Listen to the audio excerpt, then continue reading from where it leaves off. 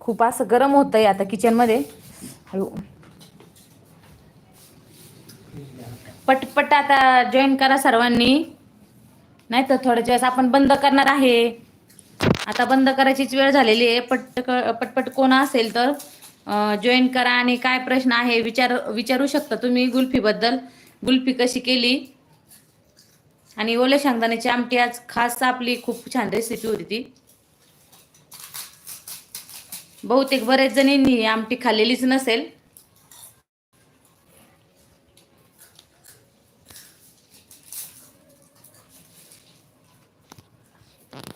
आणि जे कोणी चॅनलवरती नवीन आहे त्यांनी चॅनलला सबस्क्राईब करा. दादा काय म्हणताय जगदीश दादा, झाला का?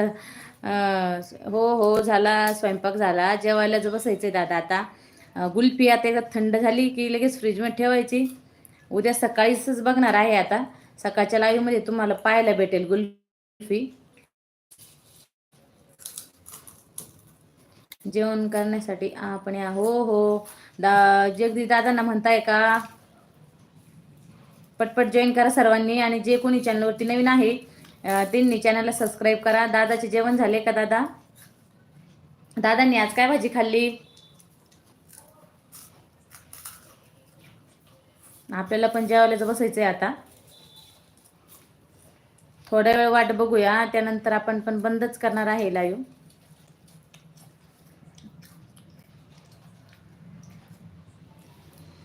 8:30 वाजले आहे. जेवणाचं टायमिंग झालेलाच आहे. हो जेवण झाले, दादा म्हणतात जेवण झालेले आहे. काय भाजी होती दादाची आज?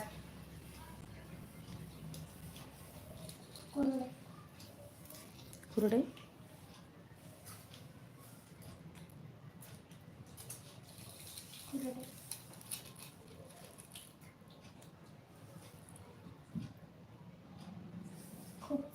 उद्याच्या लाईव्ह मध्ये एखाद्या वेळेस आपण मोतीचूरचे लाडू पण दाखवू शकतो,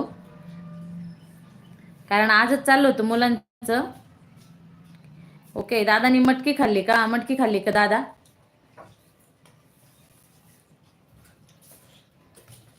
मूड आलेली मटकी छान लागते दादा. काळी मटकी तर काळ्या मसाल्यातली तर खूपच टेस्टी लागते. हो हो, आजची रेसिपी खरंच उपयुक्त आहे.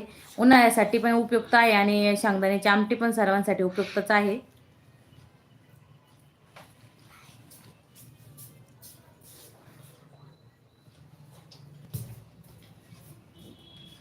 पटपट जॉईन करा सर्वांनी, नाही तर मग थांबायला इथेच.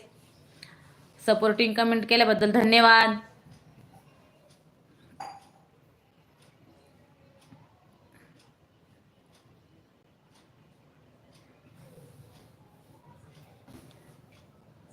छान कुरड्या झाल्या आपल्या आजच्या लाईव्ह मध्ये दाखवल्या होत्या आपण आज कुरड्या.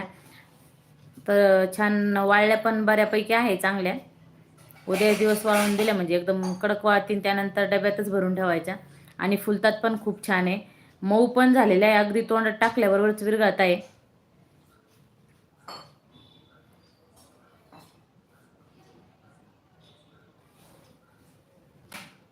गरम होतंय खूप. आता जेवायलाच बसायची वेळ आहे.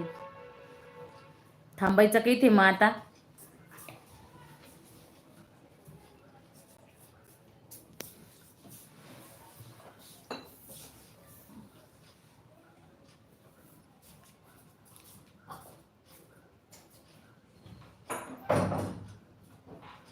काय ताई भांडे घासताय का काय? ओके ओके दादा. दादा काय म्हणता? ओके थांबा का? थांबायचंय का दादा? पण थोड्या वेळ वाट बघू, येताच अजून जॉईन करताय. गुड नाईट दादा, गुड नाईट, शुभरात्री.